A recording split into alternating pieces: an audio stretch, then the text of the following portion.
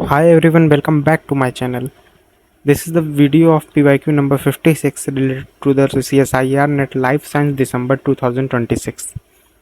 और अगर आप इस चैनल पर नए आ रहे हैं, पहली बार आ रहे हैं, तो आपको केवल थोड़ा सा बेसिक इन्फॉर्मेशन उसके लिए दे दूं कि यहाँ पर हम 10 से 15 मिनट में अपनी एक प्रीवियस ईयर क्वेश्चन जिसका नंबर इस समय 56 चल रहा है उससे रिलेटेड हम बात करते हैं।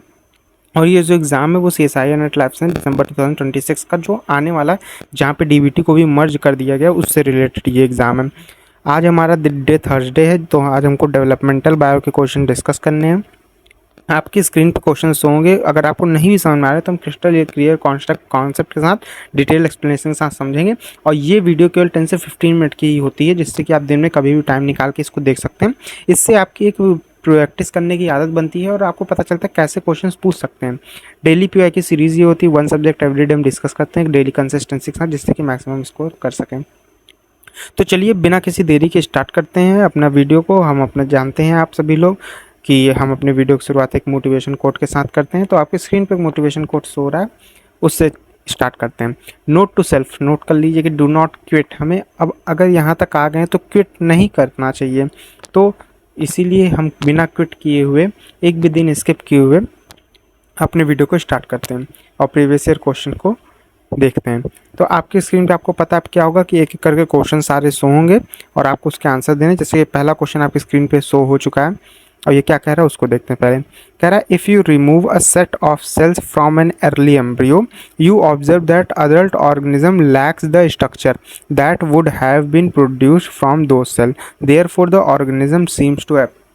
यानी आपने क्या किया कि एक किसी ऑर्गेनिज्म का अर्ली एम्ब्रियो था, उसमें से कुछ सेट ऑफ सेल्स को आपको निकाल के हटा दिया। अब जो अडल्ट ऑर्गेनिज्म बन रहा है उसमें वो जो सेल का, मान लीजिए कोई सेल थी हार्ट हैंड बनाने की, अब हैंड का निकाल दिया तो हैंड वाला स्ट्रक्चर नहीं बन रहा। तो ऐसा क्यों हो रहा है? तो यहाँ पे सबसे पहली कंडीशन में दे दिया कि ऑटोनॉमस स्पेसिफिकेशन। ऑटोनॉमस स्पेसिफिकेशन क्या होता है कि सेल जो होती है यहाँ पे, वो अपना सेल जो होती है वो फेट जो होती है वो गेन कर चुकी होती है। यानी कि अब अगर आप इस सेल को यहाँ से निकाल देते हैं, अब आप इस एम्ब्रियो से, मान लीजिए अगर ये एम्ब्रियो है तो यहाँ से अगर आप इस सेल को निकाल देते हैं तो आपका जो ऑर्गेनिज्म यहाँ पे बनेगा, तैयार होगा, वहाँ पे क्या हो जाएगा, उस स्ट्रक्चर का क्या हो जाएगा, लैक हो जाएगा। वहाँ पे वो स्ट्रक्चर फॉर्म नहीं होगा। मान लीजिए यहाँ हैंड का था तो हैंड फॉर्म नहीं होगा। कंडीशनल स्पेसिफिकेशन में क्या होता है कि आप अगर आपकी जो सेल्स हैं उसको आप निकाल के कहीं और रख भी देते हैं तो वो आपके उस जिस कंडीशन में रहती है उसके हिसाब से आपका वो डेवलप कर जाती है। मॉर्फोजेनिक स्पेसिफिकेशन एक ग्रेडियंट के टर्म में बात की जाती है, तो यहाँ पे ये आंसर नहीं होगा। सिंथेटिकल स्पेसिफिकेशन भी यहाँ पे आंसर नहीं होगा। तो यहाँ पे ना ऑप्शन 1, ऑप्शन 2, 3, 4 नहीं होंगे। यहाँ पे ऑटोनॉमस स्पेसिफिकेशन होंगे, जिससे कि सेल फेट गेन कर लेती है और आगे जाके जो भी उसका स्ट्रक्चर होता है वो अपने आप उसे बना लेते हैं। अगर उसे हटा दिया जाता है तो वो ऑर्गन वो लैक हो जाता है।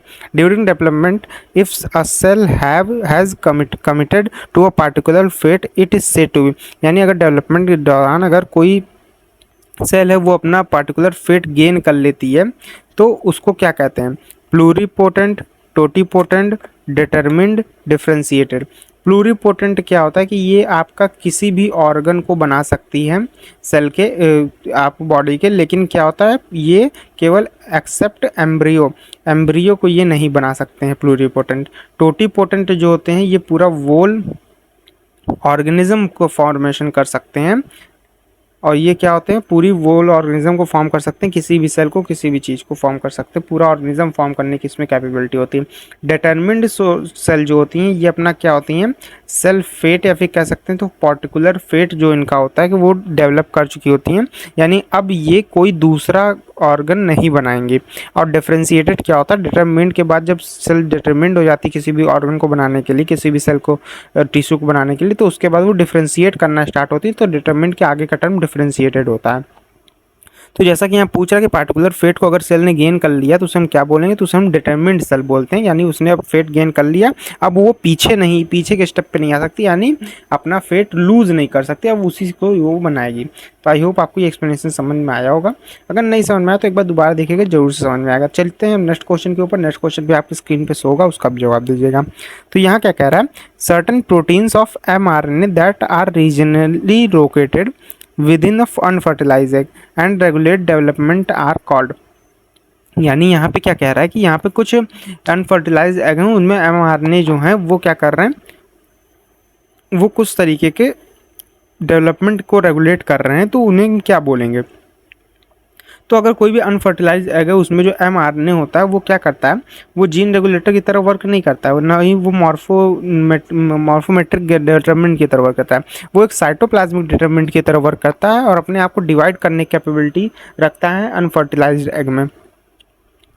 तो साइटोप्लाज्मिक डेवलपमेंट डिटरमिनेंट्स यहाँ पे यूज़ होगा। मोज़ैक फॉर्मिंग फैक्टर, ये एक एक्सपेरिमेंट हुआ था लिम्ब में, आपके फ्रॉग में, तो वो ये उस के टर्म में बात हो जाएगी। तो यहाँ पे ऑप्शन नंबर 3 सबसे सही माना जाएगा कि जो mRNA होते हैं फर्टिलाइज एग में वो साइटोप्लाज्मिक डिटरमिनेंट्स होते हैं।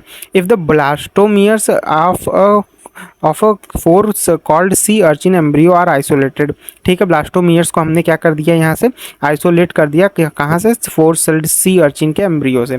Each blastomere can form a pluteus larva, और हर ब्लास्टोमियर्स ने प्लूटियस लार्वा फॉर्म कर लिया है।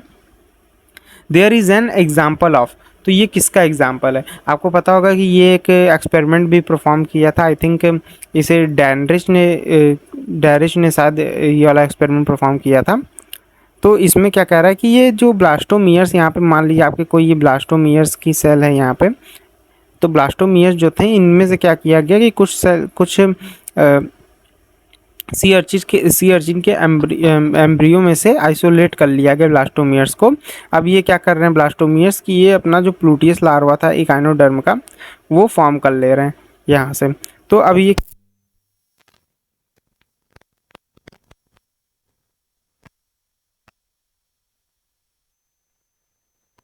है मतलब कि एग्जाम्पल, जिसमें कि यहाँ पे क्या हो रहा है कि इसे जिस कंडीशन में एम्ब्रियो को रखा जा रहा है, जो कि ब्लास्टोमियर्स एम्ब्रियो से निकाले गए हैं, उनको जहाँ पे भी रखा जा रहा है वो अपने हिसाब से उस इन्वायरमेंट के हिसाब से वहाँ पे कंप्लीट ऑर्गेनिज्म प्लूटियस लार्वा का फॉर्मेशन कर ले रहे हैं। तो यहाँ पे कंडीशनल स्पेसिफिकेशन का ये एग्जांपल होगा। ऑटोनॉमस का क्यों नहीं, क्योंकि ऑटोनॉमस का अगर होता तो ये एम्ब्रियो फॉर्म जो हर एक सेल से क्या होता कि मतलब कि नहीं फॉर्म होते हैं आपका प्लूटियस लार्वा, तो ये कंडीशनल स्पेसिफिकेशन का एक अच्छा एग्जांपल हो सकता है।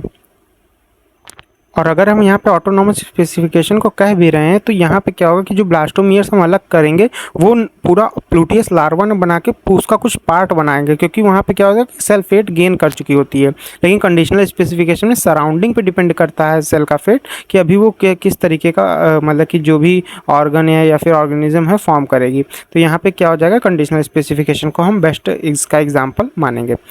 तो नेक्स्ट क्वेश्चन की ओर चलते हैं। नेक्स्ट क्वेश्चन भी अब आपकी स्क्रीन पे शो होगा, उसका भी जवाब दीजिएगा। तो ये क्वेश्चन आपकी स्क्रीन पे शो हो रहा है। In vertebrate limb development, neural differentiation and facial morphogenesis, sonic hedgehog plays a crucial role, ठीक है। Based on this what phenotype would you expect in mice that are homozygous for a mutant allele of SSH, यानी SSH को यहाँ क्या कर दिया गया है, यानी सोनिक हेजहॉग को यहाँ पे क्या कर दिया गया, इनहिबिट कर दिया गया। अब इनहिबिट करने पे ये क्या कर रहा है, तो देखिए सोनिक हेजहॉग जो क्या होता है, पहली बात तो कहाँ कहाँ पाया जाता है, पहले वो बात करते हैं। ये आपके फेशियल में पाया जाता है, फेशियल मिड लाइन को अलग करने के लिए, यानी फेशियल को लेफ्ट और राइट में बांटने के लिए आपका सोनिक हेजहॉग बहुत ज़्यादा रोल प्ले करता है। इसी वजह से आपके दोनों साइड ईयर होते हैं, दोनों साइड आई होती हैं, और इस वजह से ये राइट और लेफ्ट में बात करता है। और ये साथ ही साथ आपकी जो फिंगर्स होती हैं उनमें से आप क्या करता है, जो आपका वेब्ड फीट ना बने इसके लिए ये वेब्ड फीट को इनहिबिट करता है, वेब फीट ना बने, यानी वेब फीट, या फिर कह सकते हैं कि ये आपका जो एक्स्ट्रा मास होता है उंगलियों के बीच में उसको कम करता है सोनिक हेजहॉग।